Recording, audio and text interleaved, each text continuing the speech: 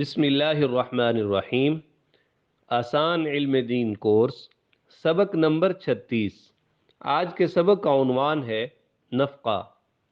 آج کی آیت کریمہ: اعوذ باللہ من الشیطان الرجیم، بسم اللہ الرحمن الرحیم۔ والذین اذا انفقوا لم يسرفوا ولم يقتروا وكان بين ذلك قواما۔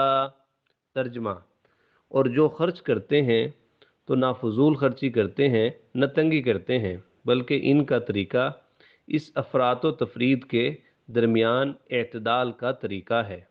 تفسیر: اللہ کی نافرمانی میں خرچ کرنا فضول خرچی، اور اللہ کی اطاعت میں خرچ کرنا تنگی، اور اللہ کے احکام و اطاعت کے مطابق خرچ کرنا اعتدال ہے۔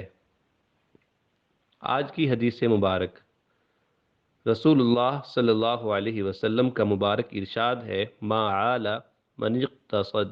ترجمہ: جو میانہ روی سے خرچ کرتا ہے وہ تنگ دست نہیں ہوتا۔ آج کی مسنون دعا: فاقہ کشی سے بچنے کی دعا۔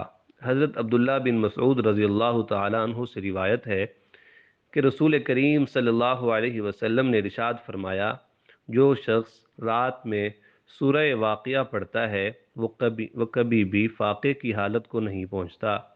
حضرت ابن مسعود رضی اللہ تعالیٰ عنہ اپنی بیٹیوں کو حکم دیا کرتے تھے کہ وہ ہر رات میں یہ سورت پڑھا کریں، تو ہم بھی کوشش کریں کہ رات کو سورۃ واقعہ ضرور پڑھ کے سویا کریں۔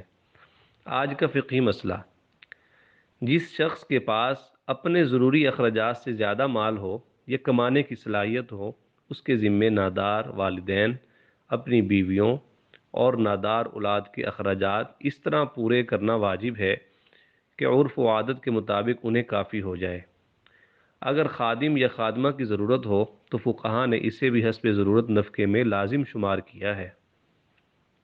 محرم نمبر 2، محرم رشتہ دار یعنی بھائی، بہن، چچا، پھوپھی، ماموں اور خالہ اگر کمانے پر قادر نہ ہوں تو بقدر ضرورت ان کی کفالت کرنا یہ بھی مستحب ہے۔